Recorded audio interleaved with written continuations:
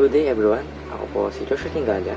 Para po sa video na ito, ang pag-uusapan natin is logic formulation under po sa subject ng fundamentals of programming. So ang topic na ito ay isa sa mga pinaka-mahalaga or pinaka-importanting foundation ng programming dahil po ito po yung tinuturuan po tayo na ito na mag-isip muna logically bago pa man tayo magsulat ng code or ng program. Yan. Simulan natin by first knowing our objectives. So, ang objective ng presentation na ito ay simple lang. Una, may paliwanag kung ano ang logic formulation at bakit ito mahalaga sa programming. Pangalawa, ma-discuss ang programming cycle at kung paano ito ginagamit sa problem solving. Pangatlo, maipakita ang algorithm at pseudocode at kung paano natin ito ginagamit sa paggawa ng mga programs.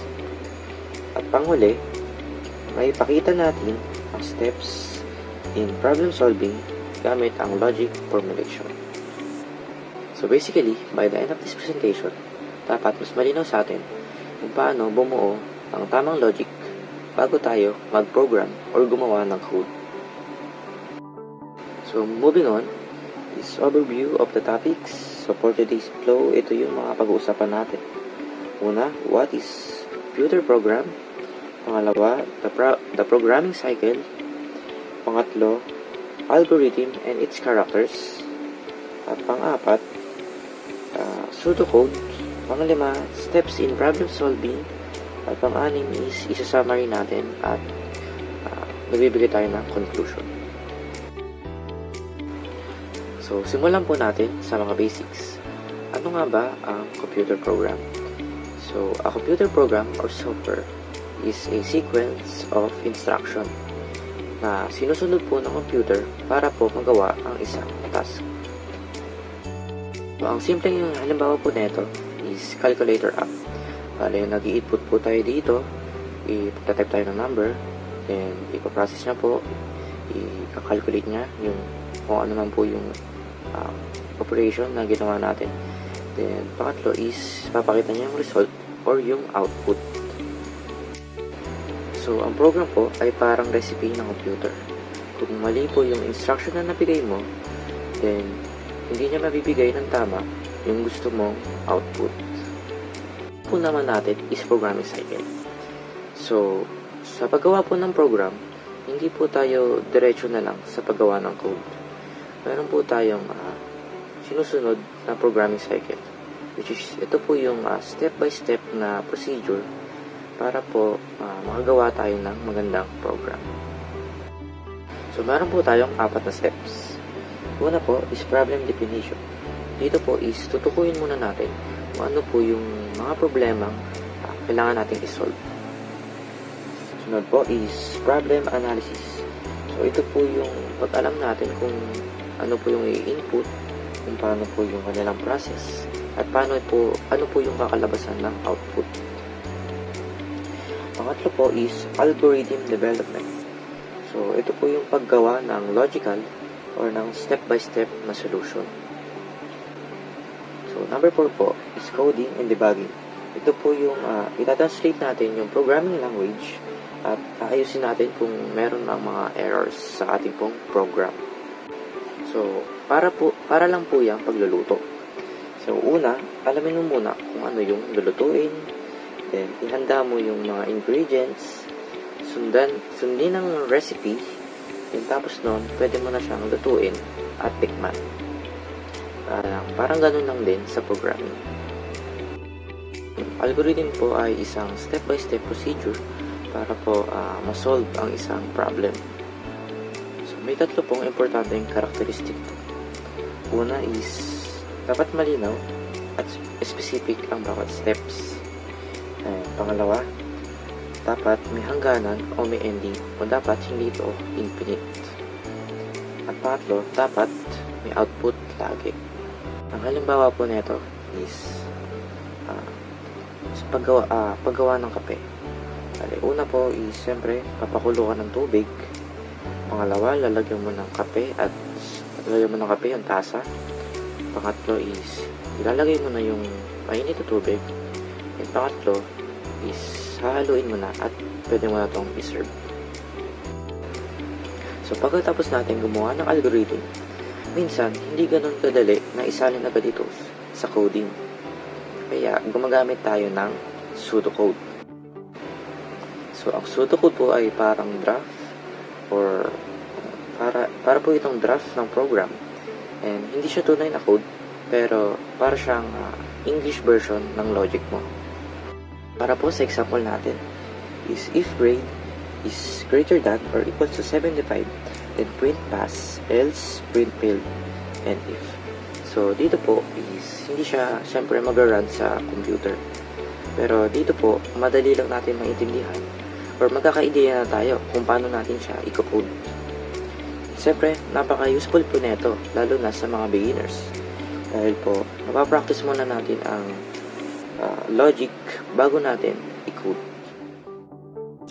In addition pala, bukod sa paggamit ng pseudocode, pwede din tayong gumamit ng flowchart. So, what is a flowchart? Ang flowchart po ay isang diagram na nagpapakita ng step-by-step process ng isang program or procedure. At ginagamit ito ng mga programmers at problem solvers para ipakita visually kung paano dumadaloy ang logic ng isang program mula input, process, hanggang output. So, ginagamit natin ng flowchart dahil una is mas madali natin maintindihan ang logic visually. Pangalawa, mas mabilis natin i-trace kung saan tayo nagkakamali. And pangatlo is nakakatulong ito bago pa tayo magsimula sa coding para tong blueprint ng program. So, ito yung mga common shapes or symbols na ginagamit sa flowchart. Una is terminal block. So, ang shape po niya is it's an oval shape and it's used for start and end of the program. Sunod po is flow lines. Ito po yung arrow na itsura and it is used to show direction or sequence of steps. Next po is input or output.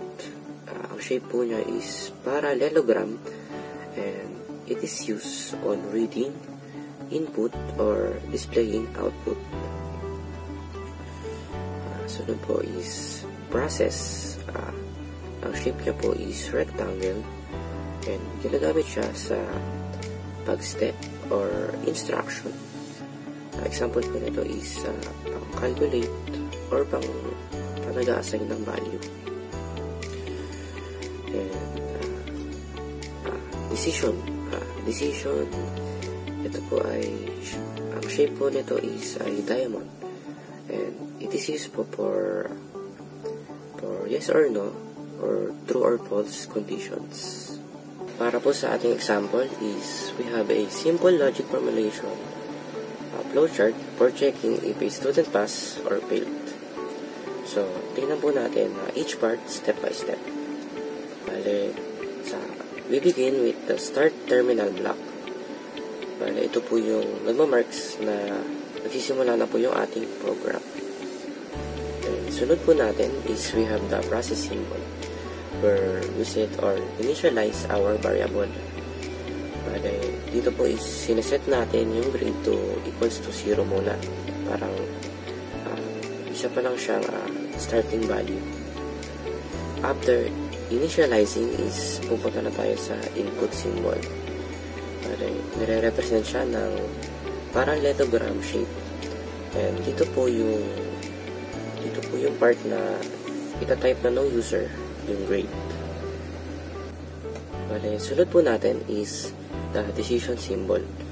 Bale, ito po yung nire-represent ng diamond shape. And this is where the program checks the condition. So, kunwari po, check po ng program kung yung grade po is greater than or less than 75. Bale, next po is kung sakaling yung sagot po is yes, grade is greater than 75, then the program will mapupunta po yung program dito sa step na print passed. And since yung program po is displaying a result, kaya po natin ginamit yung output symbol. Then next naman po, kung sakaling grade is less than 75, then napupunta po tayo dito sa no na output. Bale, ito po yung print failed. Bale, same as before, ito po yung ginamitan din natin siya ng output symbol dahil po yung program ay nagpapakita ng message sa user. So finally, both branches merge back to the end terminal block, meaning the program has finished its process. So the terminal blocks mark the start and end points of the program flow. So sunod po natin is steps in problem solving. So para nagsusolve tayo ng programming problems, ito po yung mga usual process. So una po is gumawa muna ng general algorithm. So ito po yung naturo natin kanina. At pangalawa po is i-refine natin and ang step by step hanggang maging detailed. Tapos po nito is i-convert na natin siya sa pseudocode. At yung pang-apat po is doon na po na natin siya ita-translate into actual code. Pseudocode is like your draft paper. Dito mo muna ilalatag yung plano mo, and tsaka mo siya ipa-finalize sa code. Okay, next slide po. In summary, formulation is about planning and structuring your solution bago mo siya i-code. So, the programming cycle naman, ito po yung step-by-step na nag-guide sa atin para ma-identify yung problem hanggang sa masulat at matesting na natin yung code. And algorithm is a step-by-step instruction para masolusyonan yung problem. Kaya naman po sa pseudocode is ito po yung nag-help sa atin na ma-express yung ating pong logic sa simpleng English muna bago natin isulat sa code. So in conclusion, logic formulation is the foundation of programming. Kahit gaano ka kagaling mag-code, kung mali naman yung logic mo, then hindi din gagana yung program. Kaya dapat malinaw ang ating logic bago tayo magsimula mag-coding. Maraming salamat po sa panonood, and I hope na mas naintindihan nyo kung ano ang logic formulation at kung bakit siya mahalagang matutunan bago tayo magsimula mag-programming. And once again, I'm Joshua Tingalia, and thank you for listening.